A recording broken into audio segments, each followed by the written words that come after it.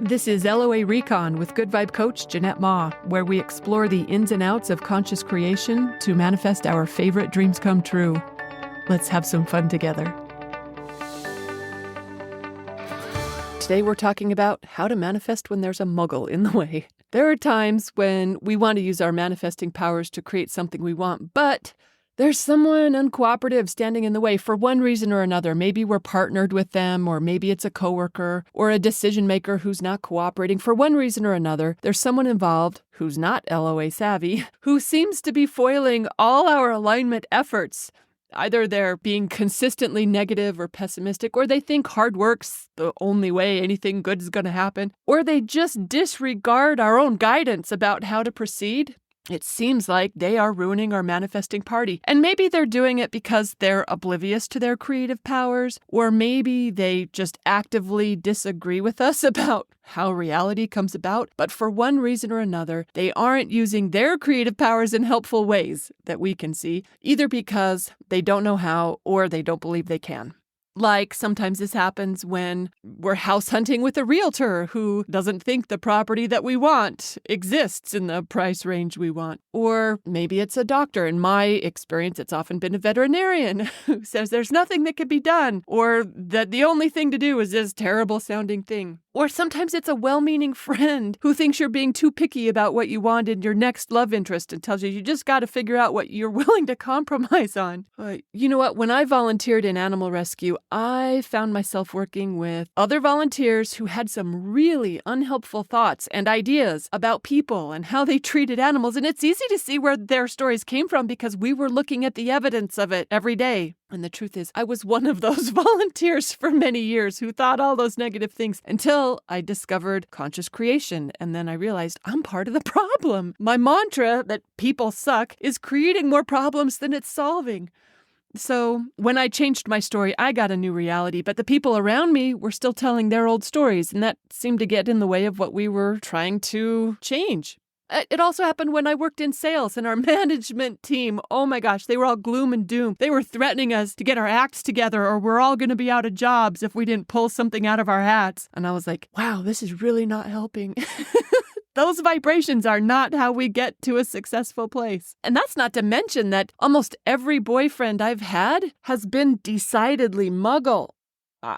Decidedly. Well, you know what? I'm exaggerating because one boyfriend did convert and another one, oh my gosh. Oh, he was LOA savvy when we met, and it was a thing of beauty to experience someone who had a more extensive law of attraction library than I did. Wow. But most of the time, I've been partnered with someone who thinks you just got to face reality. You got to roll up your sleeves and get to work and speak truth to what is. So I'm saying I'm familiar with the conundrum of trying to manifest something when you've got a non-believer or a contrary energetic force, we'll call them, in the mix. I get this question from other conscious creators a lot. What to do when there's a muggle messing up the party? They're throwing out negative thoughts. They're holding unhelpful expectations. They're trying and efforting and working hard and everything else they do that contradicts what we know about how to best manifest our preferred reality. Here's what we do. First of all, you remember who you are and you remember how this works. You are a sovereign creative force. You cannot be denied or stopped. Universe doesn't stop listening to you because a muggle got in your way. It's always listening. It's always responding to whatever your vibrational instruction is. So don't give up your good vibration just because someone else isn't joining you in it. Whatever your instruction is, universe is matching it. It doesn't matter what anyone else is doing because we're each creating our own reality. It's not like we're all stuck in the same one and universe just takes a giant survey and goes with the most votes. It doesn't work that way. I know it seems like it, but that's because we each only know our own reality. We each get our own. So tend to yours. Don't mind so much what someone else is doing with theirs. Don't let them sway you. Don't let them set the tone for what's coming next. And especially don't use them as your excuse for giving up your good vibrations, because you know you get what you vibrate. They get what they vibrate. You could be what seems like the same situation, having the same experience, but have very different interpretations of it. Although I think actually it's probably more likely that they're having a different one and they're just playing the roles that we assign to them because we're making them up too.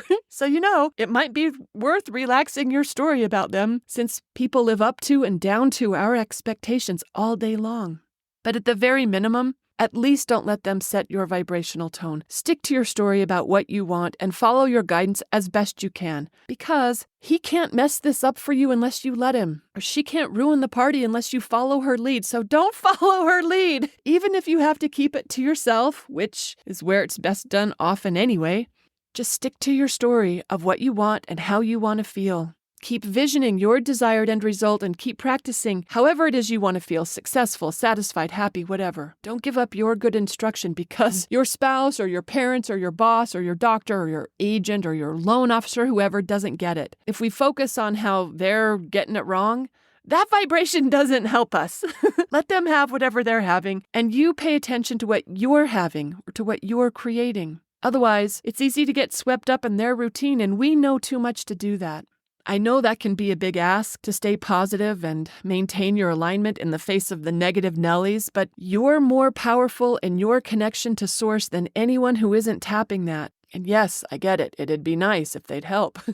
It'd be great to have cooperative partners, but it's okay when we don't. Our powers still work. We just can't let them be the excuse or the reason that we give up our alignment. So don't mind what they're manifesting. Just stay focused on what you prefer and how you want to feel and watch universe morph reality to make it so. And for real, as long as we're creating what we want, let's tell a different story about them maybe, right? Instead of creating them as they're in the way or they're ruining everything, let's think something better into being.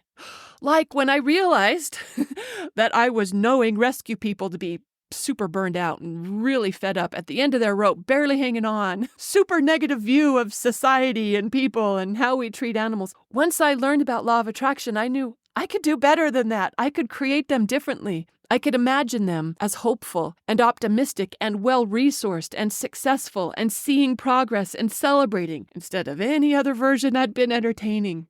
And honestly, the truth is, what I saw in them was just a reflection of what was in me anyway. So when I cleaned up my own act by getting more optimistic about the work we were doing and how effective we were and how many resources there were to do this work, it changed me.